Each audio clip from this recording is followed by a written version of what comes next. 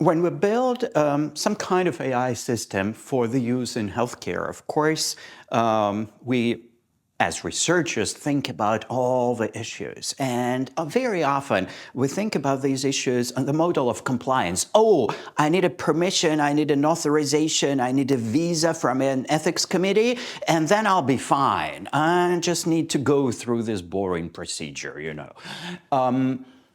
That's not enough. When we're designing AI systems, we should think about ethical questions that will appear during the use, not only when we as researchers are developing the product, but during the use of the product. And these, again, belong to different categories. The way, so risks for all kinds of things, not just bias in the data set, but beyond bias, beyond data. There is a procedure for this. The European Commission calls this ethics by design. How do we design AI systems while thinking about these future ethical issues that will arise when the product is going to be used and deployed? Well, that's difficult. For this, we need to start not too late. Because if we start too late, well, the system will be designed. But we need to say, okay, well, I'm using this data set. Am I doing the checks? Am I doing the evaluations? Do I have the metrics? But also, for example, the doctor who will be using the AI system, well, they will get used. They will trust this AI system. They will maybe over-trust it a little too much. There will be an excess of trust. They will rely on it too much. As a designer, am I going to try to break this excess of trust thing? Am I going to maybe introduce some checks on that? Maybe every 100 times, the system will say, God knows what, something really silly. And then they will say, oh, doctor, I told you, this was a test. Are you paying attention? This was really silly on my part to say. So people need to design these kinds of solutions in advance, thinking about possible issues in the future. And this is the essence of this phrase, ethics by design. I don't like the name, ethics by design. It doesn't mean that anything is going to be ethical by design. That doesn't exist.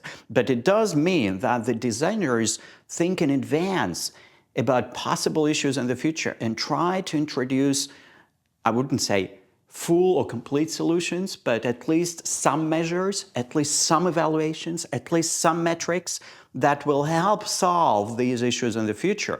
And one of the biggest ones is called traceability. If there is an output or a decision by an AI system, can it be traced to what data, human input, or other things? So all of these need to be thought about and taken into account at an early stage during the design process.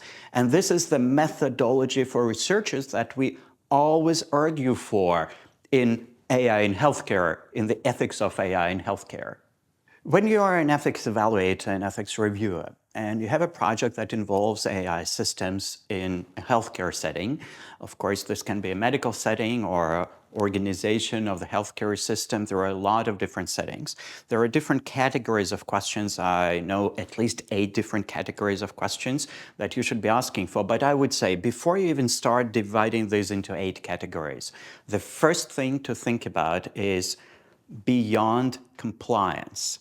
This is not just about compliance with the GDPR, not just about measuring bias in your data sets. AI systems pose different kinds of ethical questions. So the first thing, when you're working as an evaluator, of course, you should look at data and you should go beyond compliance with the GDPR. Now, what kind of beyond compliance questions exist? There are different categories of questions, of course, because this is healthcare and medical ethics.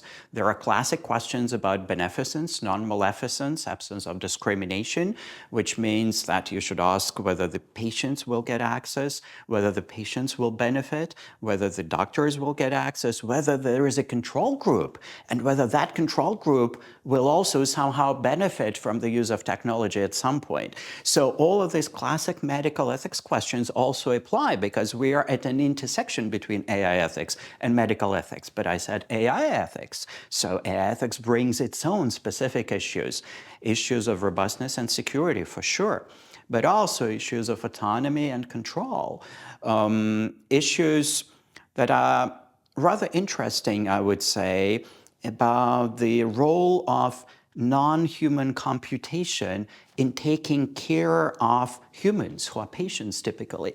Will that be somehow interpretable or explicable to humans? If the system says, oh, you need to undergo an operation, is there a human explanation for that?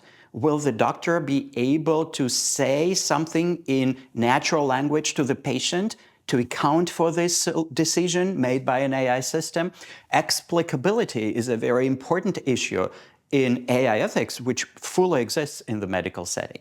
So when we evaluate AI in healthcare, it's a complex task because we should think about classical bioethics questions and all the big values in bioethics, but we should also think about the types of questions that come from the AI ethics, that come from AI ethics. Things like explicability or cybersecurity, normally we don't have that in medicine. So bringing all of this together, it gives, as I said, 8 categories that I'm aware of questions, but we also, of course, have some guidance from the irecs project, from the European Commission, and, the important thing for ethics evaluators is not to feel that they are abandoned. They're not. There are resources, materials, talk to your colleagues if necessary. There are trainings. This is something that's coming up that is relatively new. We don't yet have hundreds or thousands of these projects. We are probably in the dozens. So people should, over time, learn, get trained, read different things to learn to think about these issues in a deep and more professional way.